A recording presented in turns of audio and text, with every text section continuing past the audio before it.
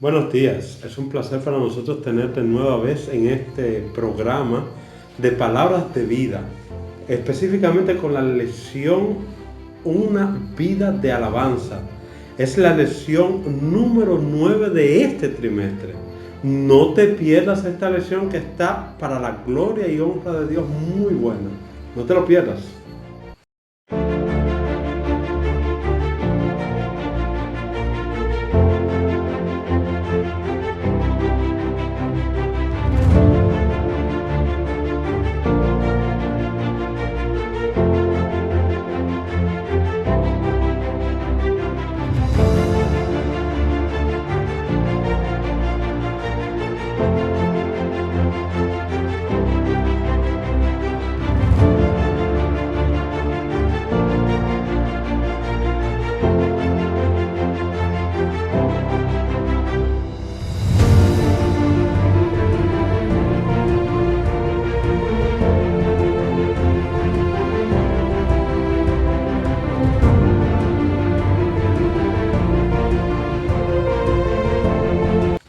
Bienvenido una vez más, mis amigos y hermanos que nos sintonizan a través de este canal Palabra de Vida, que es tu canal, el cual el Señor ha abierto para el estudio de la escuela sabática y otros temas que muy pronto vendrán.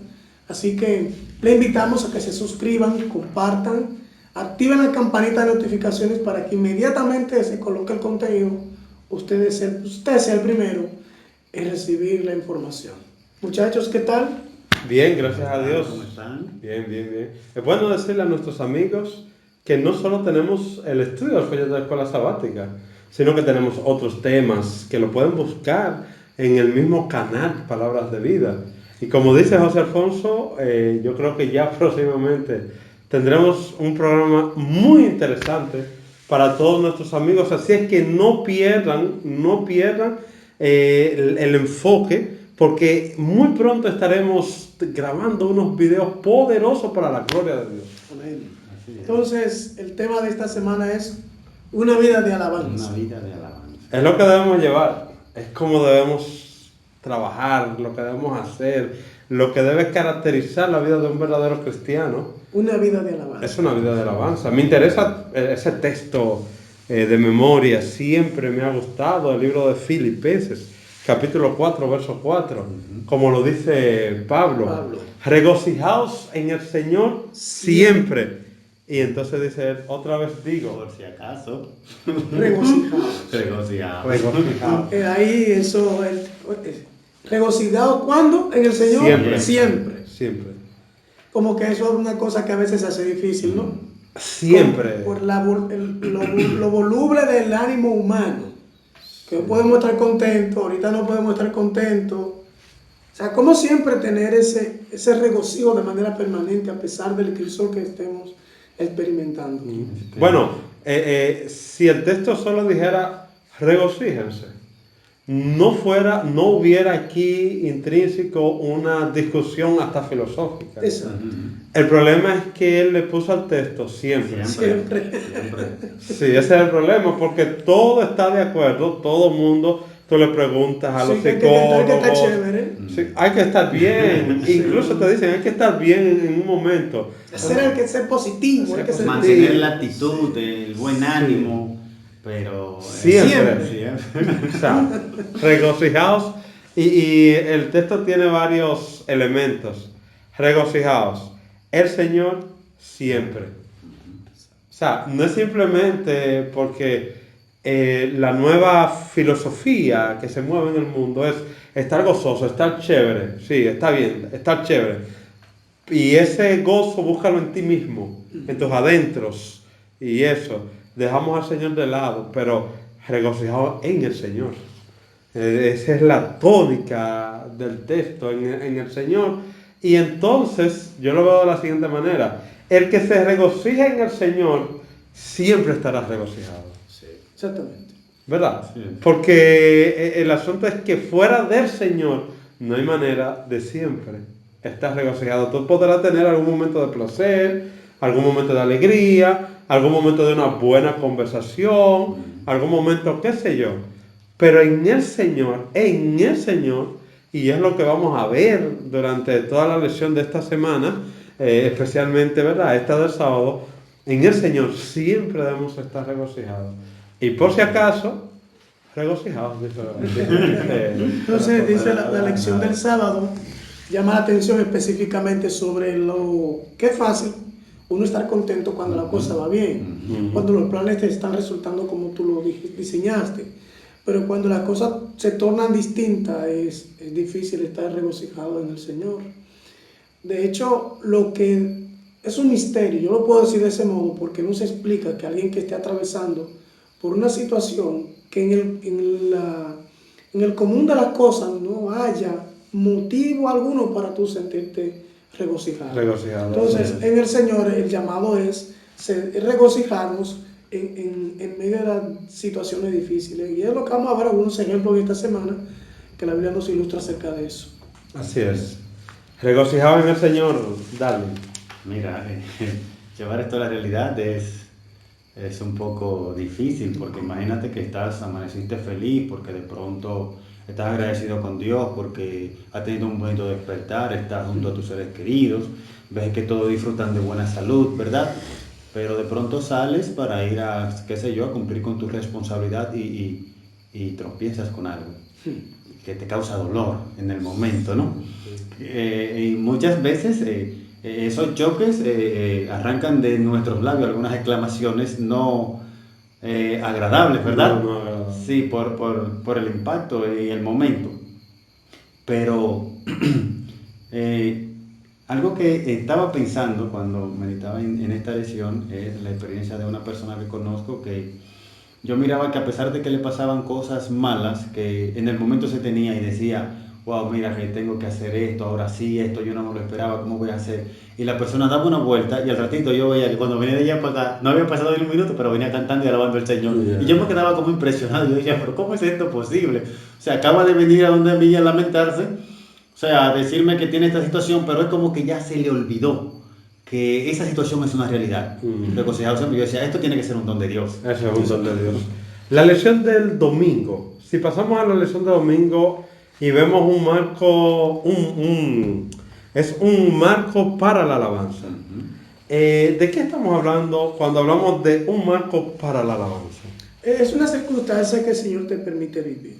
Okay. Para que como resultado tu vida sea una vida de alabanza. O sea, un marco es donde tú, por ejemplo, los que diseñan cuadros y eso, el marco es el cuadro de madera para colocar el lienzo y diseñar la pintura. Entonces, un marco es esa circunstancia que te ha tocado vivir, que es propicia. Por ejemplo, la lección del domingo menciona la experiencia del apóstol Pablo en la cárcel. Oh, perfecto.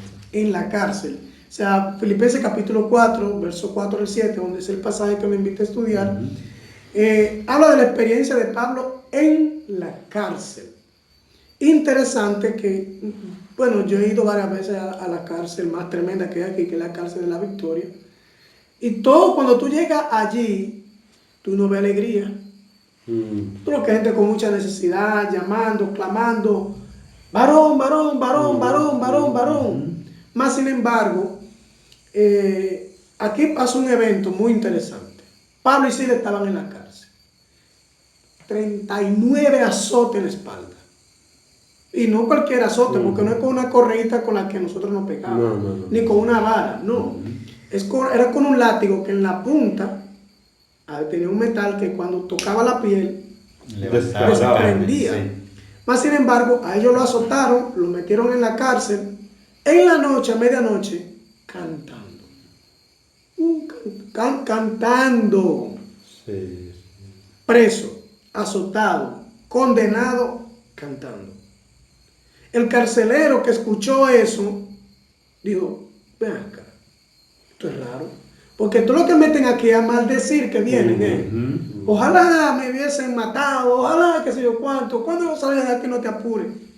Tú y yo nos vemos cuando en la calle. Yo pensaba que tú eras mi amigo, traicionero, bueno, todas las cuestiones que se pueden vociferar de alguien que está dentro de una experiencia como esa, que me abandonó mi mamá, que mi familia no me visita, que yo estoy aquí pasando trabajo. Nada de eso inspira una canción. No inspira una canción. Entonces, el apóstol Pablo cantando en medio de esa situación. ¿Cómo se logra eso? Lo interesante de Pablo es que es él el que dice, regocijados siempre. Pues, desde la cárcel. O sea, Claro. él no solo lo dice, él está viviendo Esta es la experiencia. la experiencia de que siempre está regocijado. Claro, pero hay algo interesante y es lo que él resalta en el versículo 7 del capítulo 4. Para mí eso es fundamental en la experiencia de Pablo y creo que puede ser fundamental en nuestra experiencia. Él dice lo siguiente, La paz y de la Dios. paz de Dios. Oye, eso, ¿la paz que da quién? Dios. Wow, esa, o sea, no es la paz que te da la seguridad de tener cosas en este mundo. Esa es la paz que te da Dios. Y entonces él dice que sobrepasa todo entendimiento humano. Es decir, la mente humana limitada, finita, no puede entender eso. Eso es así. No lo reconoce. Porque ¿cómo es posible? O sea, está en la cárcel y está como... Eso es de loco, ¿sí? O sea, la mente humana no asimila eso.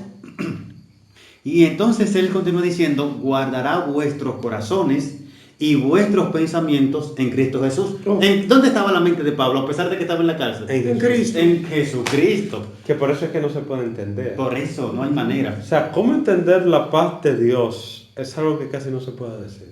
O sea, nosotros decimos, casi, o sea, ni experimentándola. Esto, Jesús dice, dame, hijo mío, tu corazón. Yo llevo mi corazón en Jesús.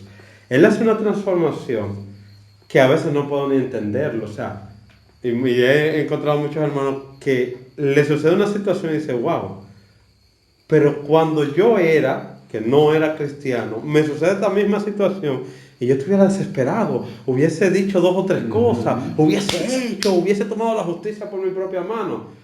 Pero ¿y ahora por qué no lo puedo hacer? Porque es que hay una paz de Dios que sobrepasa todo entendimiento, que ahora ha tomado tu mente y ya tú no puedes pensar por ti mismo. Es la paz de Dios. Así es. Ese regocijo de Dios que te permite trabajar de la manera como Dios te va llevando, te va guiando en su trabajo especial, ¿no? Así es. Y por eso es que no importa el marco en el que tú te encuentres.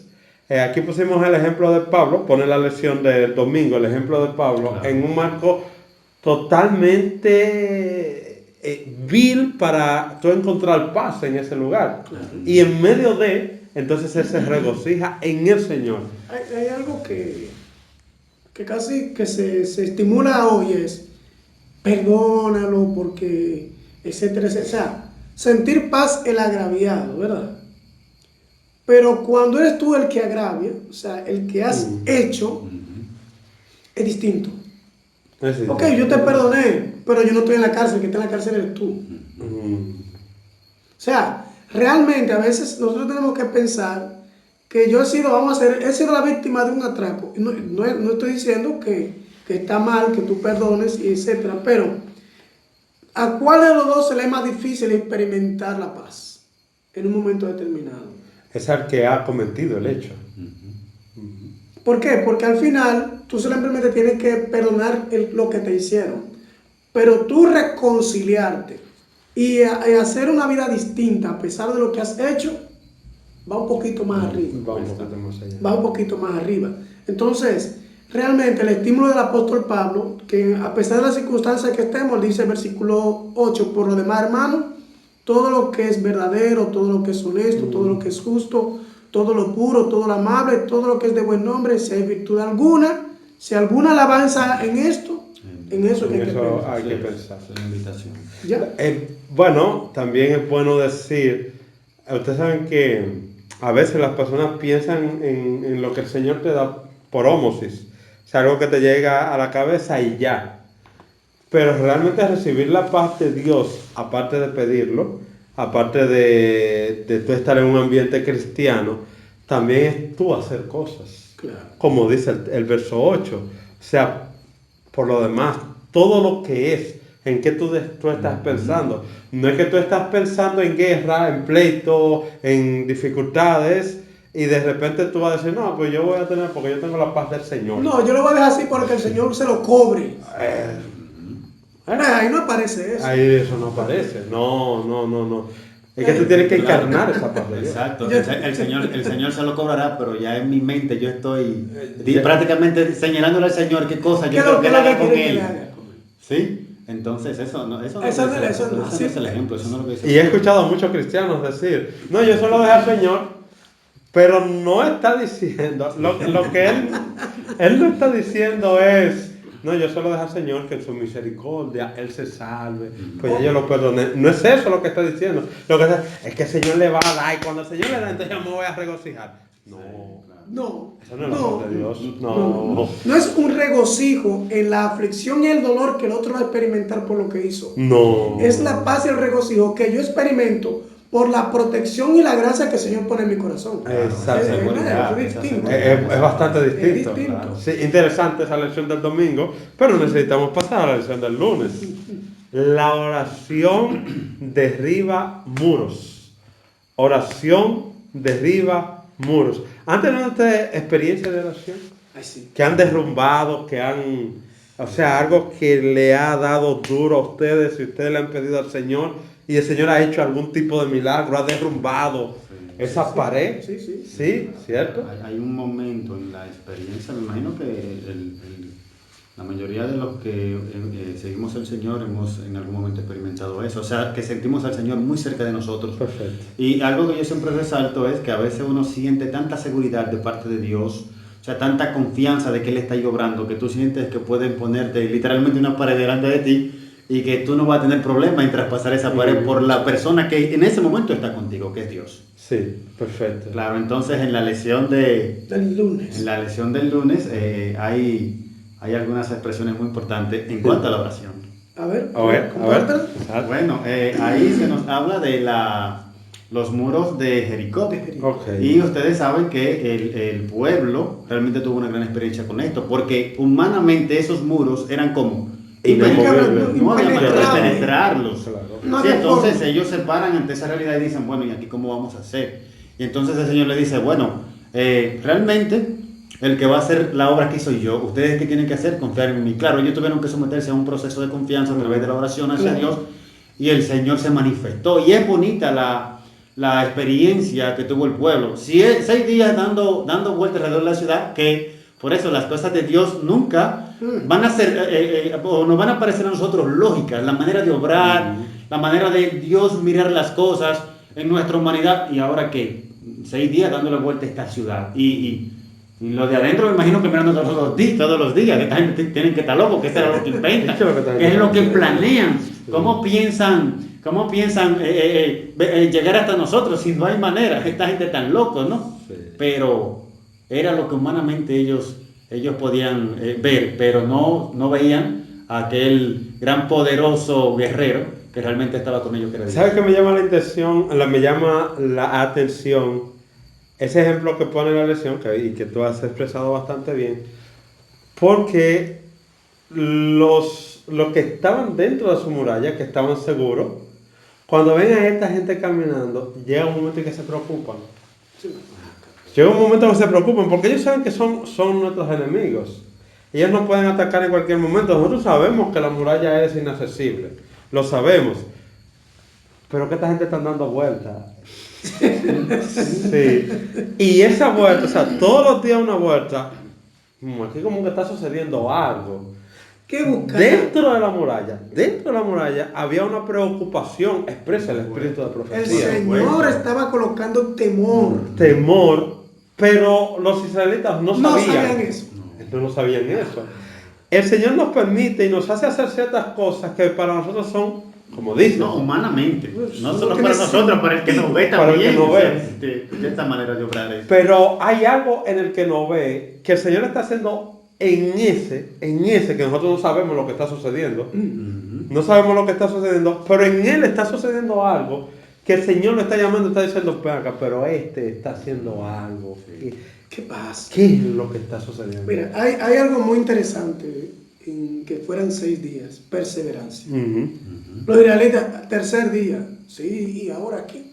Porque es interesante saber que no es un grupo de 3. No. No es nosotros 3 que nos ponemos de acuerdo. Miren, vamos a dar la vuelta a eso 6 veces. Trotando ahí, haciendo ejercicio. Es un No, pueblo. dando vueltas. O sea, estamos hablando de unas 600,000 personas que tú organizarla en fila para solo organizarla en fila es un trabajo. Claro. O sea, no es algo tan sencillo. Pero la oración derriba muros. Pero cuando es perseverante. Cuando Claro. es perseverante. O sea, no es, o sea, el que tú perseveres dice que tú tienes confianza en eso que tú estás haciendo. Cuando no hay perseverancia en la oración, eso quiere decir que yo no confío, vamos a decir, en el elemento por el cual estoy orando, ni confío en quien me dijo que orara. Tú dijiste algo que a mí me llamó mucho la atención. Cuando nosotros oramos con perseverancia, por una razón, Dios puede ser que comenzó a orar desde el mismo día o el instante en que nosotros comenzamos a orar. Pero muchas veces, vamos a decir, una madre que está orando por un hijo que está en las drogas, un esposo que está orando por su esposa o viceversa, un pastor que está orando por su iglesia, una persona que está orando por cualquiera de las necesidades. Nosotros no sabemos en el momento en que Dios comenzó a orar en la persona que va a suplir esa necesidad o en el elemento que va a impedir que mi hijo cargue en una desgracia. Sí. A veces, por ejemplo, vamos a decir así, yo oro por mi hermano, mi familia, el Señor me lo protege y me lo guarde. Mi hermano va a salir de la casa y de pronto el motor no enciende. Y de pronto él siente en su corazón, no, yo no debo salir. ¿Quién o está obrando? Dios le está diciendo, no salga, pero yo no sé. Pues yo me puedo tirar afuera anoche. Exacto. Y Dios utilizó ese momento para colocar el temor, para protegerle la vida. ¿Qué significa eso? Que para que el muro se derribe, tenemos que confiar en Dios y perseverar en la oración. ¿Recuerdan la historia de la mujer que fue a medianoche a tocar? Tan, tan, tan, tan. Y vuelve otra vez. Vecina, ¿qué quiere? Mire que llegó tenemos visita. Juan Andrés, tengo una gente en mi casa, mira, me llegaron, ahora no tengo comida. Aunque sea para salir de mí, toma, vete. Sí. O sea, si no hay perseverancia en lo que yo le estoy pidiendo al Señor, el Señor se va a evidenciar si yo tengo confianza o no. Simple así. La oración derriba muros. Tenemos que tener en cuenta algo bastante interesante en esto también. ¿Para qué oramos? Exacto. ¿Para que se cumpla mi voluntad o para que se cumpla la voluntad de Dios? Y cuando es para que se cumpla la voluntad de Dios, a veces no es la voluntad de Dios que mi voluntad sea hecha por el momento, o no en el momento, o no quiere que sea hecha nunca, o necesitamos esperar. Claro. La perseverancia, lo mismo que decía José Alfonso. O sea, hay una perseverancia. Los israelitas querían que inmediatamente ellos llegaran, dieron la primera vuelta, derrumbamos, vamos. No. Sin embargo, el propósito de Dios se manifestó el séptimo día.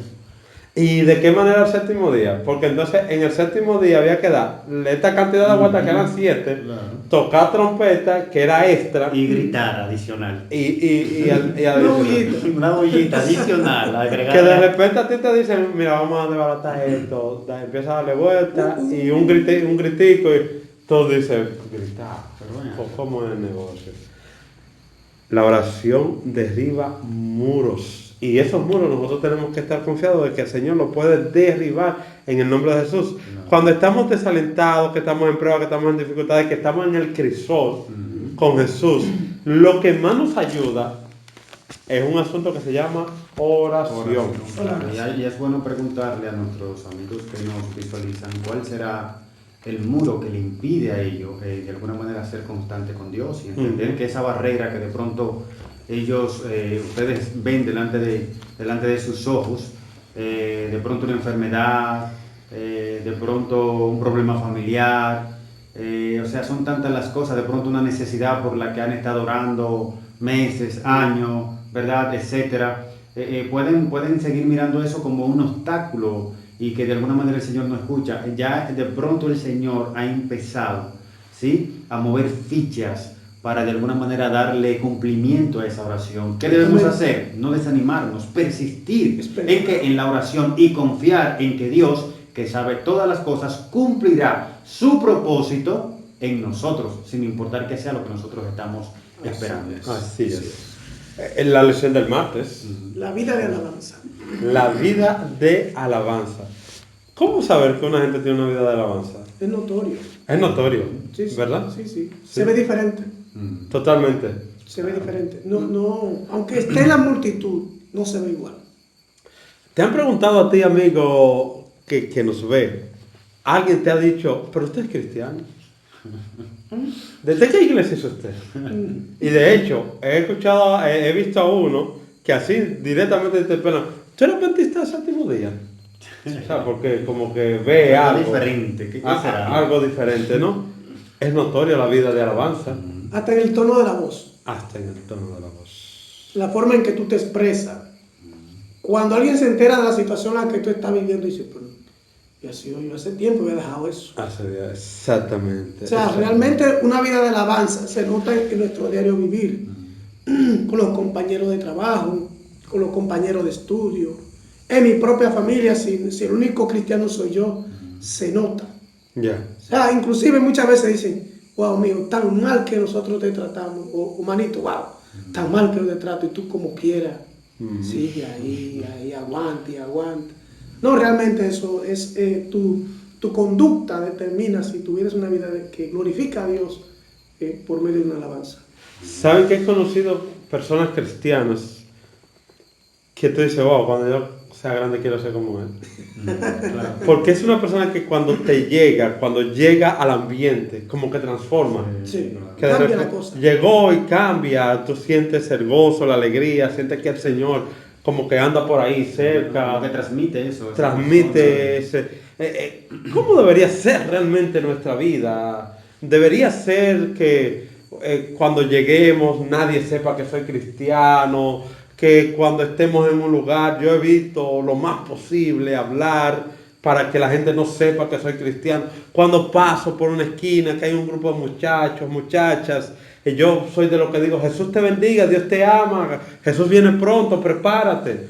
Porque es como le digo, he conocido personas que donde pasan es imposible que ellos no dejen ese aroma de cristianismo. Entonces a veces me pregunto, Señor, necesito ser una persona que por donde pase, pues la gente sepa que realmente tú vives, que tú eres alegría en mí, que tú eres gozo en mí. ¿Cómo es esa vida de alabanza? Fíjate que nosotros muchas veces en nuestra experiencia tratamos de ser, o sea, cuando estamos en el montón, en la sociedad, reservado, y a veces tratamos de no mezclarnos tanto con ellos que no nos... Para no exponer. Exacto, y que no nos hacemos sentir, ellos ni siquiera se dan cuenta de pronto de que nosotros estamos ahí, ¿sí? O sea, es como que si no estuviéramos, pero en realidad yo entiendo que la vida de un cristiano que sirve al Señor y que realmente tiene el gozo de Jesús en él, ese gozo no puede quedarse escondido ahí dentro, o sea, se da a mostrar con las palabras, las expresiones, los gestos, en el diálogo, los comentarios, ¿no? Se está hablando de algún problema que está pasando. Nosotros estamos llenos de las noticias, ¿no? Y por lo general son malas noticias las que todos los medios de comunicación transmiten. Y ahí aportar, claro, llevando a las personas a enfocarlos en el Señor Jesús, en las promesas que Él tiene para este mundo, para todos aquellos que los esperen. Entonces, muchas veces pasamos de manera indiferente ante aquellos que necesitan una palabra de consuelo. Dios está contigo y Él está ayudándote en tu proceso. No sé cuál es, pero Dios sabe cuál es. La gente se impresiona, espérate, porque es que todos estamos pasando por situaciones. Claro que sí. ¿Entiendes? La gente se impresiona y te mira y dice, wow, eso es de Dios. Claro, ¿sí? claro, Eso es de Dios. O sea, tú puedes ser la persona que Dios ha puesto en ese lugar para llevar una palabra de aliento a alguien. Pero si te quedas callado, ¿cómo Dios va a transmitir eso a esa persona? Eso, volvamos, por ejemplo, para conectar la lección de la experiencia del apóstol Pablo, que más adelante también la volvemos a tocar. Cuando se derrumba la cárcel, el terremoto, la cárcel es abierta. El carcelero agarró su espada y dijo, bueno, como si ellos escapan, a mí me van a matar, yo me voy a matar primero antes que me mate otro. Y cuando él se iba a clavar la espada, dijo Pablo, ¡hey! Espérate, muchacho, ¿qué es lo que tú estás ¿Qué tú vas a haciendo? hacer? Espera. Tranquilo, mira, estamos todos aquí. Estamos todos aquí. Dice, pero ven acá. ¿Y qué es eso? Pero yo no entiendo. La cárcel abierta. Yo me voy a matar. El que yo me voy a matar implica que yo puedo ir en cualquier momento. Sí. Y en vez de ellos dicen lo que dice, hey, tranquilo, yo no te quites la vida. ¿Sabe qué le dijo? ¿Cuál fue la pregunta que le hizo? ¿Qué yo puedo hacer para ser salvo? ¿Qué es lo que, para hacer como ustedes, Claro, sí, eso es. para hacer lo que ustedes están haciendo, qué es lo que yo, ¿Qué? cómo es el negocio? ¿Dónde es que yo tengo que ir? ¿Qué es lo que Sí. tengo que hacer para tener eso que tú tienes? O sea, nosotros como cristianos es lo que debemos inspirar en la gente. Que a pesar de la calamidad que estamos experimentando, porque ellos lo pueden ver un espíritu distinto y decir, ¿qué es lo que tú tienes? Exactamente. ¿Qué es lo que tú tienes? Porque yo quiero tener eso que tú tienes. Eso es una vida de alabanza. Alabanza, claro. Pero hay muchas personas muchos cristianos, o sea, que agarran el nombre de Jesús, que están en cualquier iglesia, evangélica, católica, testigo de Jehová, adventista, mucha gente que están en una iglesia y no tienen una vida de alabanza, tienen una vida de depresión, siempre le duele algo, siempre le duele la cabeza. ¿Y cómo tú estás, manito? Chacho, estoy desbaratado. ¿Cómo está la cosa? Más o menos. Sí. Entonces, una vida de alabanza. El Señor quiere que vivamos una vida de alabanza, ¿no? A través, como dice la lección del miércoles, De un testimonio. convincente. Claro, y que la vida de alabanza es algo que se transmite, no es algo que solo te quedas tú con eso, para pasar directamente A esa lección del O miércoles. sea, es algo que, o sea, no puede ser tuyo solo. Así es. Exacto, porque muchas personas pueden decir, soy cristiano, pero eso no convence a nadie. O no me importa lo que el otro piense o diga. Mira, No, eso mira, es imposible. Diga cristiano. Eso es Sí. imposible. O sea, lo que tú piensas o lo que tú digas, yo soy cristiano y listo. ¿Entiendes? No, eso es imposible. Es imposible. No, O sea, yo soy cristiano para mí, yo Listo, ustedes. exacto. Ya de ahí para allá como ustedes No, entiendan. porque no es cristiano. Exacto. Entonces, De hecho, me llama mucho la atención una cita que tiene el deseado de toda la gente que dice que todo cristiano nace en el reino como un evangelista. O sea, dando testimonio, predicando, alabando, glorificando a Dios, diciéndole a otros, Cristo te ama y Dios te bendiga. En cuanto decían eso, ya ahí conectando, como ustedes dicen, la vida de alabanza y un testimonio convincente, conectando esa parte, cuando tenemos esa vida de alabanza que también es un testimonio convincente, posiblemente sea lo único que una persona se lleve ese día bueno a su cama.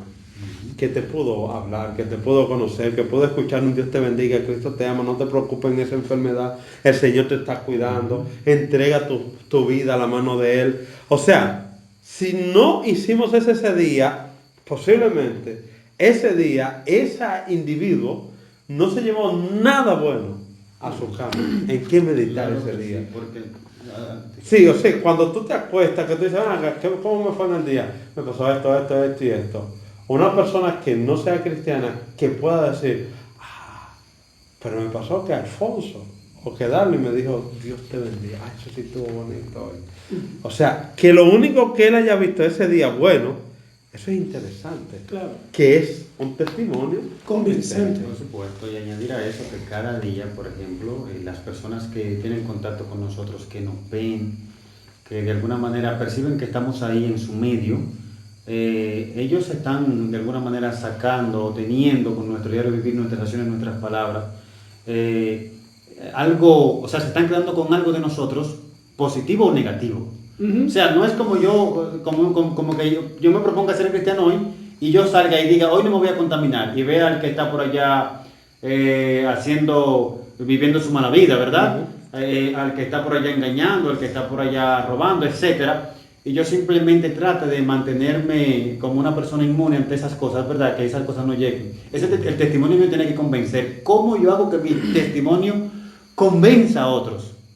Quedándome en silencio y indiferente, no puede ser, ¿verdad? No, yo te voy a ayudar, permíteme ayudarte. No, mira, entiendo que ese problema que te está afectando, si tú lo pones en manos de Dios, Dios puede ayudarte con esa carga y Él puede resolver ese problema. Entrégale esa carga. Sí, no te preocupes por este problema que estamos mirando hoy. El Señor ya tiene una solución, solo confía.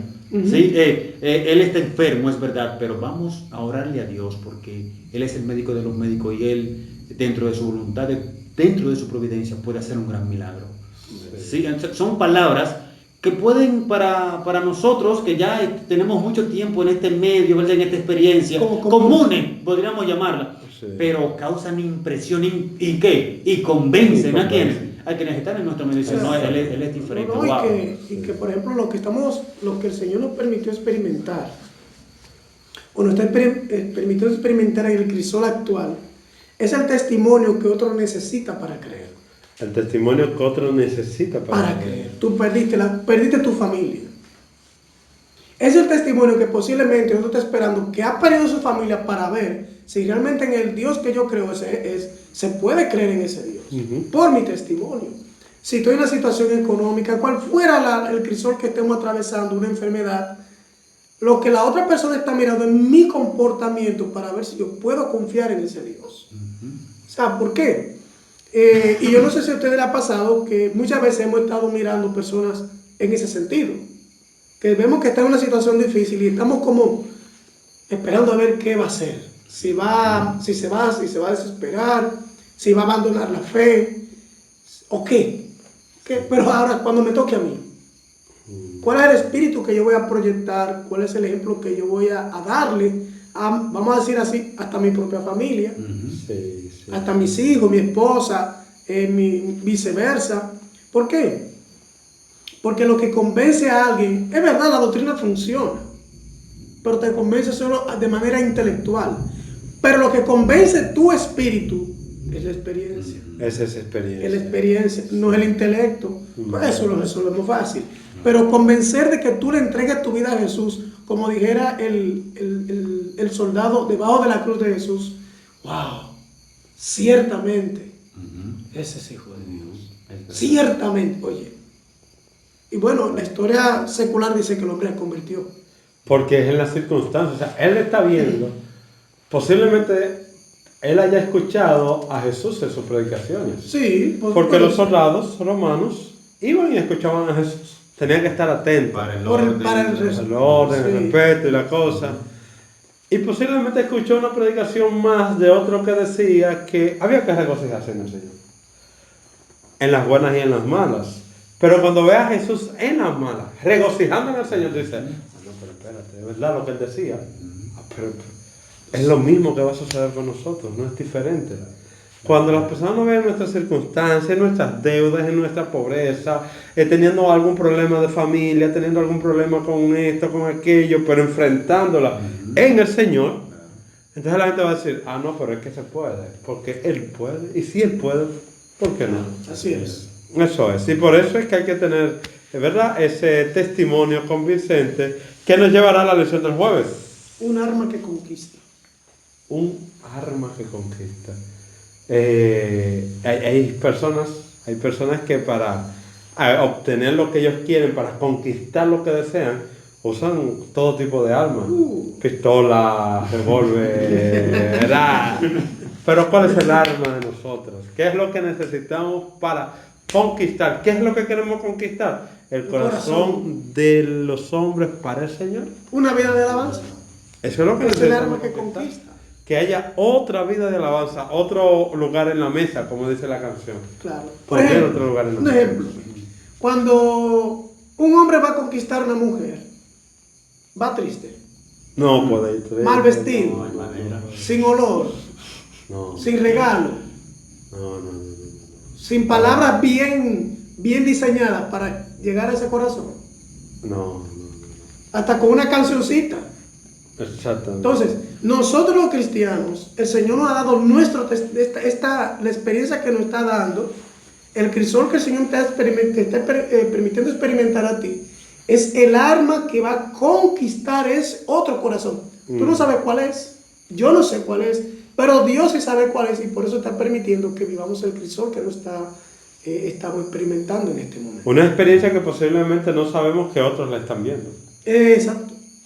Es un alma que posiblemente no nos estamos dando cuenta que hay otra persona que nos está observando y está viendo cuál será nuestra Reacción. en un momento dado. Los mártires. ¿Por qué Satanás cambió el método? Sí, porque él dijo, ya no puedo seguir matando a esta gente.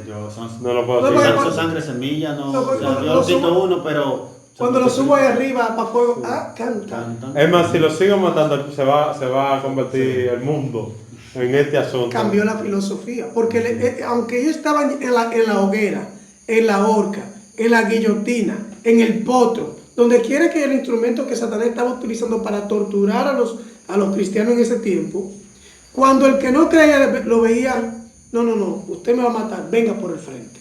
Sí. No, por atrás no, venga por el frente. Claro. Uy, el que lo veía decía, no, esta gente no tiene miedo. No, préndalo, mijo, venga, no se preocupe, prenda ahí, no hay problema. Sencillo. Así es. Y cuando le iban a los leones y uno sale de allá, te perdono, Nerón, te perdono. Óyeme, es un testimonio que tú dices, wow, es demasiado fuerte. Es el arma que conquista. Esa es el arma. Nosotros tristemente no hemos entendido que lo que el Señor quiere es una vida que inspire a otros a vivir como nosotros estamos viviendo. Los muchachos en la calle ahora quieren cantar reggaetón, ¿por qué? Porque ven que un muchacho grabó una canción al otro día rico. Sí. Pues vamos a cantar, entonces. Sí. Pues es lo que está funcionando. Sí, sí. O sea, entonces si nosotros queremos que este cristianismo funcione como el cielo quiere que funcione, démosle gracias a Dios. Vivamos este crisol en el regocijo del Señor y permitamos al Espíritu que Él haga con nosotros como fuera su voluntad. Y vivir este cristianismo, porque es bello. Miren, lo más triste del cristianismo es vivir un cristianismo sin querer vivirlo. O sea, lo más triste es que es que estés en dos aguas, entre ser cristiano, no estando tan seguro de ser cristiano, y vivir una vida media mundana. Porque no disfrutas ni una cosa ni la otra. Una tortura. Pero cuando tú disfrutas el cristianismo en toda su dimensión, que disfrutas leer la Biblia, los textos de la Biblia te los disfrutas, que disfrutas las canciones buenas, esa buena música, que es lo que tú quieres estar constantemente escuchando. Disfruta hablar de Jesús al que está por ahí, a todo el que está cerca. Eso se pega. Mira, muchachos, ven, vamos a hablarte un poco del evangelio, y que tú disfrutas de eso. Cuando tú lo disfrutas de verdad, bueno, eso es una cosa que casi no me gusta ni decirla, pero disfrutar ese tipo de cristianismo activa en nuestra mente la misma parte del cerebro que activa la droga. O sea, lo que la droga activa, lo activa esa vivencia tan radical, como decíamos en una lección en estos días, en el Señor, ese grado de felicidad, esa misma...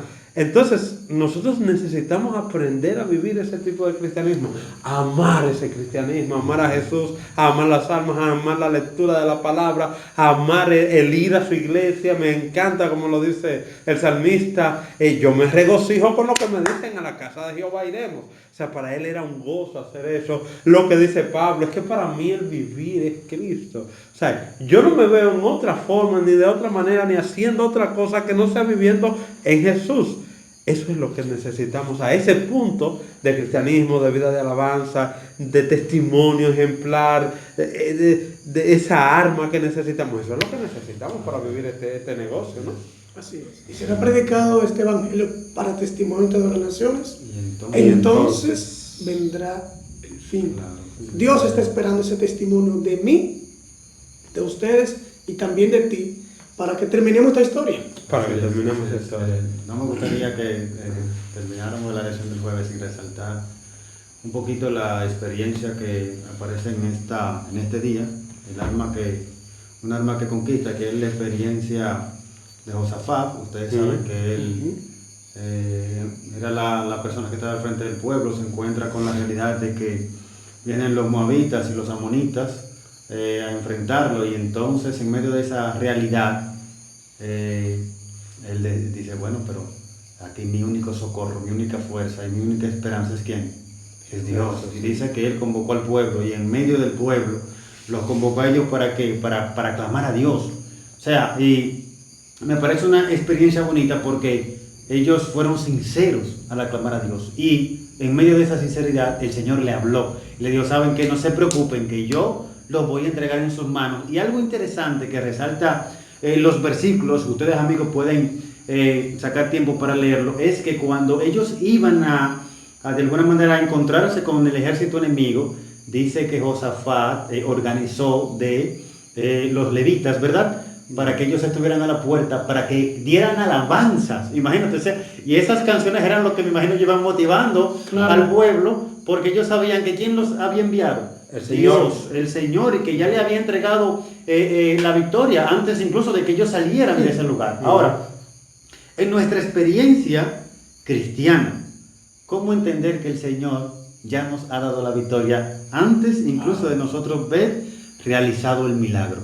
Interesante. ¿Cómo se llama eso? Eso es fe, ¿verdad? Eso es confianza, Sí. ¿verdad? Eso es entregarse completamente ¿a quién? A la sujeción de alguien que nosotros reconocemos que es más grande que nosotros, para el cual ninguna cosa es imposible. Y ese Dios, amigo, es el que nosotros adoramos y servimos. Amén. Y nosotros esperamos que tú puedas hacer de Él también tu Dios, tu ayudador, tu sustento, y de alguna manera poder decirle, ¿sabes qué, Señor? De aquí en adelante, yo quiero que seas tú el que vaya delante de mí, ante los problemas, ante las dificultades, ante la enfermedad, ante la angustia, ante la desesperación. Yo quiero que seas tú, Señor, el que tomes el control en mi vida y en todas esas cosas. Y yo creo que sí, que Dios puede hacer esa obra maravillosa en nuestras vidas, en nuestros corazones, pero de manera muy especial en la experiencia que nosotros necesitamos con Él. Entonces yo creo que nuestro llamado para nuestro querido público es regocijaos en el Señor siempre. Repetimos, regocijaos. Que Dios te bendiga. Amén.